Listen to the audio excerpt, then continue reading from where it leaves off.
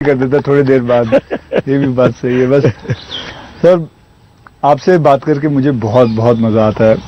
आपसे मैं 2-3 बार पहले भी मिल चुका हूँ और आज मुझे मौका मिला है आपसे वार्तालाप करने का, आपसे बातचीत करने का, तो बहुत अच्छा लगता है।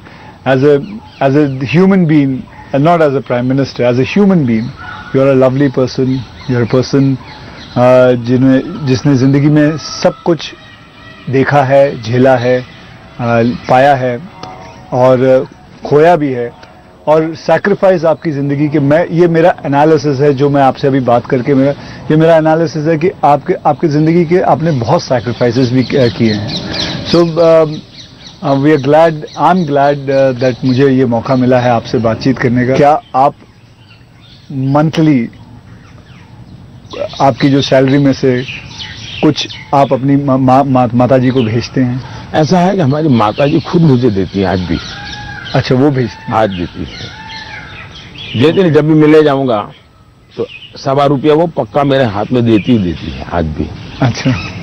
और वो हमसे कभी अपेक्षा नहीं करती, कभी अपेक्षा नहीं करती, उनको जरूरत भी नहीं है। दूसरा, शायद मैं एक ऐसा मुख्यमंत्री भी रहा और एक ऐसा प्रधानमंत्री रहा हूं, मेरे परिवार पर का कोई खर्चा सरकार पर नहीं है, वरना बाकियों को परिवार का मेडिकल हेल्प मिलता है, सब मेरे परिवार कुछ लेता नहीं, कुछ नहीं लेता है। मेरे, हाँ, ये बात है, बिल्कुल बिल्कुल। तो ये एक प्रकार से, लेकिन इसका मतलब ये नहीं कि कोई माँ के प्रति लगाव नहीं, ऐसा नहीं है, लेकिन जीवन ही ऐसा बन गया है कि मैंने अपने परिवार, पूरा देश को अपना परिवार बना लिया है, इसी में लगा रहता हूँ, यही काम करता रहता हूँ। मोदी जी, मैं ये जानना चाहूंगा कि आपको, मतलब बचपन में ऐसा कौन सा खेल था जो आप खेलते थे? मैं बचपन में संघ की शाखाओं में जाता था। अच्छा। संघ की शाखाओं में बड़े अच्छे वैज्ञानिक खेल होते हैं। अच्छा। बड़े वैज्ञानिक, जिसमें टीम स्पिरिट आए, जिसमें जैसे एक खेल होता है, ये सब सर्कल में बैठते हैं, फिर जो हमारा लीडर होता है वो पूछता है कि आपकी राइट साइड पे जो बैठा है उसकी एक क्वालिटी बताओ। ओके। अब है तो खेल, लेकिन आपको उसके कारण कॉन्शियसनेस आता है कि हाँ भाई दूसरे के गुणों को देखना चाहिए। अब खेलते खेलते ही डेवलपमेंट होता है इंसान का, और इसलिए मुझे बचपन में संघ की शाखाओं में खेलों के द्वारा टीम स्पिरिट क्या होती है, रिस्पॉन्सिबिलिटी शेयर करना क्या होता है, ये खेल है संघ में, बहुत बढ़िया खेल है। वो परंपरागत खेल है, कोई संघ वालों ने ढूंढे ऐसा मैं नहीं कह रहा हूं, ये बहुत बहुत काम आते हैं। दूसरा, मैं योगा से ज्यादा जुड़ गया, फिजिकल एक्टिविटी ग्रुप में कहे तो, लेकिन मैं इंडिविजुअल खेल के बजाय ग्रुप वाले खेल को हमेशा पसंद करता रहा, क्योंकि वो एक प्रकार से आपके व्यक्तित्व को अलग से डेवलप करते हैं। जो इंडिविजुअल खेल होता है वो आपको एक अलग प्रकार का डेवलपमेंट करता है, वो गलत करता है ऐसा मैं नहीं कह रहा हूं, लेकिन अलग प्रकार का करता है। टीम के अंदर खेलने से अलग प्रकार का होता है, आपको एडजस्ट करना पड़ता है, आपको साथ चलना पड़ता है, आपको किसी की लीडरशिप करनी होती है, आपको सबॉर्डिनेट को संभालना होता है। तो जिंदगी जीने के लिए ग्रुप वाले गेम्स खेलने चाहिए। ओके। इंडिविजुअल कितना ही हम बड़े चल जाए, लेकिन ग्रुप वाले खेल जरूर खेलना चाहिए, ये मेरा मत रहता है। जी, आपने कभी गुल्ली डंडा खेला है?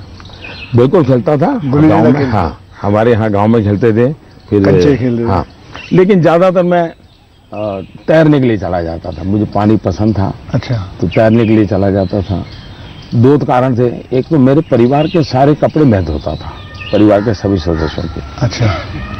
तो तालाब में ही पानी था, तो हम तालाब में चले जाते थे, तो उसके कारण स्वाभाविक मेरा स्विमिंग सीख गया, तो मैं बहुत घंटों तक स्विमिंग कर लेता था। तो मेरे शरीर के जो अगर मूलभूत कहें कि डेवलपमेंट, बॉडी डेवलपमेंट जिसको कहें, वो शायद स्विमिंग से हुआ है। वो गांव वाला स्विमिंग जो जी, समझिए, अपने गांव में तालाबों में, नहर हो गई, तालाब हो गया, वहाँ उसी में है। मुझे अभी याद है आपका, मैंने एक यूनाइटेड नेशन में एक पहली जो स्पीच देखी थी आपकी, आई थिंक 2014 में दी थी। मैं प्रधानमंत्री बना और सितंबर में गया था, सितंबर में गए थे। तो आपने जब आपने इतने सारे स्पीचेस दिए हैं हिंदुस्तान में, तो वो आपका पहला स्पीच था जो वर्ल्ड वाइड पूरी दुनिया, तो वर यू नर्वस? क्या मेरे प्रधानमंत्री नरेंद्र मोदी जी नर्वस थे उस दिन? मेरा प्रॉब्लम ओवर कॉन्फिडेंस का है। अच्छा, उल्टा था? उल्टा था। और हुआ क्या कि मैंने मन में सोचा था कि मेरा फ्रेमवर्क रहेगा बोलने का। जब जहाज में यहाँ से जा रहा था, हमारे अफसरों ने मुझे ब्रीफिंग भी किया था। जब मैं अमेरिका पहुंचा तो हमारी फॉरेन मिनिस्टर सुषमा जी, उनकी मीटिंगें ज़्यादा होती थी तो उनको पहले जाना पड़ता है, तो पहले गई हुई थी। तो पहुंचने के बाद ही मेरा कोई दूसरे दिन कार्यक्रम था, तो मेरा नेचर है, मैं होटल से उतरता हूं तो पहले मीटिंग भी कर लेता हूं। तो ब्रीफिंग के लिए सब बैठे थे, तो सुषमा जी ने पूछा कि साहब आपका भाषण वगैरह, मैंने कहा कर लेंगे, क्या है। तो वो अड़ गई। उन्होंने बड़ा आग्रह नहीं कि बोले साहब ऐसा नहीं चल सकता। अच्छा, अफसर लोग बोल नहीं पाते थे मुझसे, किसी ने मुझे कहा भी नहीं था। बोले यहाँ एक्सटेम्पोर भाषण नहीं करना चाहिए, बोले लिखित स्पीच होना चाहिए। कभी मैं तो न तो किसी को लिखने के लिए कहा है, न मैंने लिखा है, मैं तो हर जगह वैसे ही करता हूँ। खैर काफी दिन हमारी आधा घंटा तक बहस होती रही, लेकिन उन्होंने बिल्कुल पकड़ के रखा, नहीं साहब इसमें आपकी नहीं चलेगी, आपको मानना पड़ेगा। तो मैंने कहा क्या करेंगे ये? तो मैंने कहा मैं अपना बता देता हूँ मुझे क्या बोलना है। तो मैंने वहीं पर उस दिन मैंने कहा इसके आधार पर आप बना दीजिए। फिर वो स्पीच तैयार हुई। अब मुझे स्पीच प्रॉब्लम नहीं था, पढ़ना ही प्रॉब्लम था। मतलब पढ़ना यानी पढ़ कर के बोलना, वो मैंने कभी आपको देखा मुझे नहीं। बहुत दिक्कत होती है जी, बहुत दिक्कत होती है। मेरा थॉट प्रोसेस इतना तेज चलता है। तो मेरा वो पहला भाषण जो है, हाँ, वो पढ़ करके मैं किया हुआ हूँ, यानी एक्चुअली पढ़ रहा हूँ मैं। आपने देखा होगा मेरे हाथ में कागज है। तो ये अच्छा, सबसे पहले मुझे नेपाल प्रधानमंत्री बनने के बाद तो वहां भी मैं एक्सटेम्पोर बोल दिया था, और वो भाषण आज भी मशहूर है जी, आज भी मशहूर है भाषण। नेपाल में पहला भाषण था। तो एक्सटेम्पोर वाला भाषण आपका हमेशा, मैंने कभी वैसे देखा नहीं। तो मेरे लिए फिर वो ये इस प्रकार की जो मीटिंगें होती हैं उसमें ये बहुत आवश्यक हो गया। बाद में मुझे भी ध्यान में आया कि भाई ये देश का मसला होता है, कोई इधर उधर शब्द न चला जाए। तो फिर खैर मुझे उस डिसिप्लिन को फॉलो करना चाहिए। लेकिन मेरे पहले भाषण का मेरा अनुभव ये है। ठीक है। अच्छा, फिल्में देखते हैं? अभी नहीं देख पाता हूँ। लास्ट फिल्म कौन सी देखी? लेकिन मेरे गांव में एक थिएटर था जी, और मेरा एक दोस्त था दशरथ करके, उसके पिताजी थिएटर के बाद सिंह चना बेचते थे। अच्छा, और हम गांव वाले उनको लक्ष्मण भाई थिएटर वाला बोलते थे। वो बेचते थे तो चना से, तो उनसे हमारा परिचय था। तो हम वहां जाके बैठते थे, और अगर थिएटर में दर्शक कम है और जगह बची है तो फिर वो थिएटर के बाहर ही बैठते थे। तो मालिक को कह देते कि जरा इन बच्चों को बिठा दो ना। तो फिर वो मुफ्त में हमको थिएटर में जाने का मौका मिल जाता था। वो लक्ष्मण भाई जो सिंह चना बेचते थे उनके कारण। तो मैं और हमारा वो दोस्त है दशरथ, तो हम दोनों जाके बैठ के मूवी देखते थे। तो बचपन में मूवी देखने का यही एक हमारा तरीका था।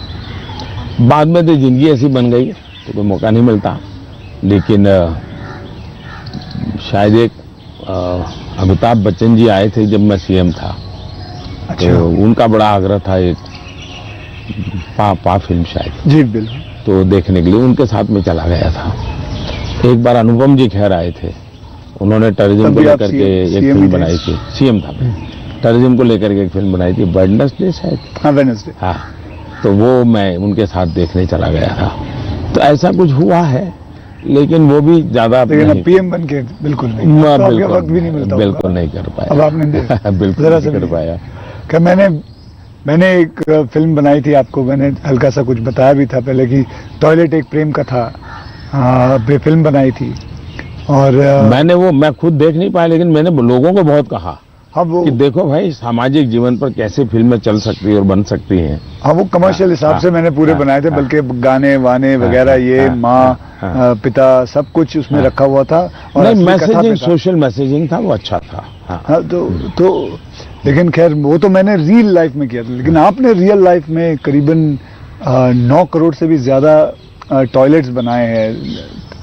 तो ये तो मतलब ये मतलब ऐसा कैसा हो गया जैसे कि आपने जैसे ही आप प्राइम मिनिस्टर बने तो सबसे पहले आपने स्वच्छता के ऊपर बात की, टॉयलेट्स के ऊपर बात की, तो आपको वो डर नहीं लगा कि आप पहली बार मतलब आप प्राइम मिनिस्टर बन रहे हैं और सबसे पहला मतलब द फर्स्ट फ्यू मुद्दा इसी पे रखा हुआ है, स्वच्छता पे रखा हुआ है। स्वच्छता आपके लिए बहुत मायने रखती है। मैं मेरे जीवन में मैंने गांधी जी वगैरह जो पढ़ा है और कुल मिला के मैं देखता हूं कि हमारे देश में बीमारी, गरीबी, इन सबकी चीजों के साथ हेल्थ बड़ा सबसे बड़ा विषय है। लेकिन प्रिवेंटिव हेल्थ के लिए 2 चीजें मैं देखता हूं, एक स्वच्छता और एक फिटनेस। आप अपने शरीर को फिट रखिए, बनाइए, तो बाकी आर्थिक रूप से बोझ बनता नहीं है जिंदगी, उस प्रकार से जिए। पर्सनल हाइजीन में तो हमारे यहाँ शास्त्रों के कारण, संस्कारों के कारण, घर में आओ तो पैर धो करके आओ, हाथ धो, मंदिर में जाते हो तो नहा करके जाओ, सब बहुत सिखाया जाता है। सोशल हाइजीन के प्रति हम उदासीन रहे हैं। और भारत जैसा देश दुनिया में, अगर इतना बड़ा दुनिया को देने के लिए टूरिज्म डेवलप नहीं हो रहा है, एक कारण है गंदगी जी। वैसे भी किसी भी समाज के लिए शोभा नहीं देता है। तो मेरे मन में एक बड़ी चीड़ है और मैंने सोचा इसको एक जन आंदोलन बना देना चाहिए और देश को गर्व होना चाहिए, हम लोगों को गर्व होना चाहिए कि हमारे देशवासियों ने इस कार्यक्रम को अपना बना लिया। और ये 9 करोड़ टॉयलेट बन जाना 2014 के पहले 38% रूरल सैनिटेशन था, 98% हो गया। जी, मतलब देश तैयार था और मुझे खुशी है कि देश ने किया है। मैं तो कौन होता हूं करने वाला जी, देश ने चीज को उठा ली। आप एज अ प्राइम मिनिस्टर आप कभी चिल एकदम आराम करते हैं, मतलब कुछ आराम से बैठ के यूं बैठे गार्डन में सोच रहे हैं, बस ऐसे ही कुछ नहीं, चिल आउट के लिए? मेरी एक आदत है, मुझे अब कर नहीं पाता हूं लेकिन मेरा बड़ा स्वभाव रहा है। एक तो मुझे सुबह 5 बजे चाय पीने की आदत है, बिना शक्कर। चीनी में लेता मैंने नहीं। देखा हाँ, चीनी लेता नहीं हूँ। अच्छा, नहीं लेते? मुझे कोई प्रॉब्लम नहीं है लेकिन आदत नहीं लेता हूँ। दूसरा, मुझे शाम को 6 बजे, दिन में किसी के साथ कटसी के लिए बैठ गया, थोड़ा ले लिया, 2 घूंट, अलग बात है, चाय की आदत नहीं है। लेकिन शाम को 6 बजे मुझे चाय की आदत है, ऐसा लगता है मेरी बॉडी रिक्वायर कर रही है। लेकिन वो मुझे तब मजा आता है, मैं छत के नीचे नहीं हूं, सीधा आसमान से मेरा संपर्क होना चाहिए, खुले में बैठा हूं, अकेला बैठा हूं और वहां आराम से चाय पीता हूं। ये मुझे बहुत पसंद आता है। और वो जगह कौन सी है? यहाँ भी मैं कर लेता हूं और मेरे ऑफिस के उसमें भी कर लेता हूं। अच्छा। लेकिन जो साउथ ब्लॉक का ऑफिस है वहां संभव नहीं है। वहां तो एकदम से वो बंद कमरा है। लेकिन ये मेरी पसंद की जगह काम है। दूसरा, एक चीज मैंने बहुत की थी और जो, जैसा आपने कहा रिटायरमेंट के बाद क्या करोगे, तो उस काम को ज्यादा करूंगा। पहले मैं रेगुलर करता था, मैं कभी दिवाली नहीं मनाता था जी। अच्छा। नहीं, मैं दिवाली में 4-5 दिन कहीं चला जाता था और 5 दिन के लिए मेरी जो रिक्वायरमेंट रहती थी, पानी वगैरह, वो साथ ले लेता था और वो भी मैं उठा के ले जाकर उतना ही। और मैं पहले रिसर्च करके रखता था, कहीं जंगलों में कोई जहां इंसान न हो लेकिन पीने के लिए शुद्ध पानी अवेलेबल हो, ऐसी जगह ढूंढता था और वहां जाके मैं रहता था। कभी पेड़ के नीचे, क्या कोई खंडहर कोई मिल गया तो उसमें पड़ा रहता था। अच्छा, उस समय में तो टीवी वगैरह तो थे नहीं, रेडियो भी मैं साथ नहीं रखता था, न अखबार, न कुछ नहीं, कागज पेन भी नहीं, किताब भी नहीं, कुछ नहीं। और 5 दिन मैं ऐसे ही अकेला रहता था, प्रकृति को देखना। एक प्रकार से मेरा वो कार्यक्रम का नाम था, मैं मुझसे मिलने जाता हूं। मैं मुझसे मिलने जाता हूं, ऐसा है मेरा। वो मेरी जिंदगी में बहुत बड़ी ताकत देने वाली चीज है। तो कई वर्षों तक अब नहीं कर पाता हूं। अब तो क्या SPG वगैरह ऐसा कवर हो गया है, जिंदगी अलग हो जाती है, लेकिन बहुत सालों तक मैंने नहीं किया है और मैं उससे बहुत ताकत पाता था। और जो विचार आए आने देता था, किसी विचार को टिकना है तो टिकना, कुछ लिखता भी नहीं था, ऐसे ही रहता था। तो यही मेरा एक तरीका रहता था। आपका मेरे में कॉमन यही है कि आप चाय बेचते थे और मैं जी वेटर था। दोनों के आप और मेरे में ये भी है कि हम दोनों के कोई गॉडफादर नहीं थे। हम अपनी जिंदगी अपने टर्म्स और कंडीशंस पे बनाई है बस। तो ये रहा है बस। जब मैं चाय बेचता था बहुत कुछ सीखने को मिला मुझे।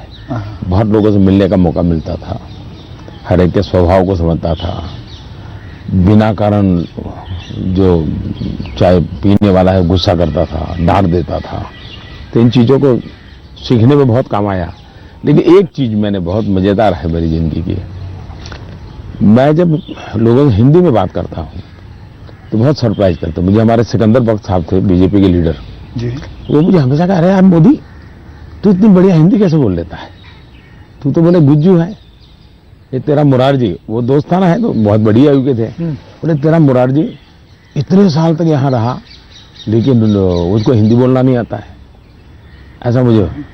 तो उसका कारण ये था कि मैं चाय बेचता था तो मेरे गांव में ये जो ट्रेनें तो बहुत कम आती थी, लेकिन ये जो मालगाड़ी होती है जो माल ढोती है वो ज्यादा आती थी। और मुंबई में जो भैंसों के तबेले रहते हैं उसके जो दूध बेचने वाले लोग हैं वो क्या करते हैं, दूध जब भैंस देती है तब तक मुंबई में रखते हैं, बाद में वो गांव में आके छोड़ देते हैं। वो भैंसों को लाना ले जाना एक बड़ा कारोबार चलता था। तो वो आते थे और वो बेचारे घास वास उसी में भरते थे, उसी में रहते थे और भैंसों को ले जाते थे। एक व्यक्ति आएगा तो 3-4 दिन रहना पड़ता था। हम उनको चाय चाहिए, हम चाय देते थे। उनसे बातें करते करते मैं हिंदी सीख गया। अच्छा, फिर वो क्या करते थे, अपना म्यूजिक की कुछ चीजें ले आते थे, तो शाम को वो चौपाइयाँ वोपाइयाँ अपना भजन कीर्तन करते रहते, तो मैं कभी जाके बैठ जाता था। तो मुझे उसके कारण नॉर्थ के कल्चर से परिचय आया। ओके। तो एक प्रकार से चाय ने मुझे ये लैंग्वेज सिखा दी। तो आप ये जो सॉन्ग की बात आई, आप कभी कोई हिंदी गाना गुनगुनाते हो अकेले में? गुन तो गुनगुनाना तो नहीं होता है, लेकिन मैं जब चाहता तो मेरे मन पे जो कुछ गीत है, ज्योति कलश छल के या ये पवन वेग से उड़ने वाले घोड़े, ऐसे जो गीत थे बहुत पुराने, तो बहुत अच्छे लगते थे। आज के कोई गाने नहीं गुनगुना? आज तो पता ही नहीं मुझे, आज तो पता ही नहीं मुझे आपसे बात करके चलिए देश की लोगों के लिए काम आएगा कुछ बातें नहीं ये बहुत सारी चीजें काम में आएंगी इसमें, बहुत सारी चीजें। लेकिन मुझे अच्छा ये लगा कि ये चुनावी आपाधापी तू मैं के बीच ये भी एक कुछ पल होता है।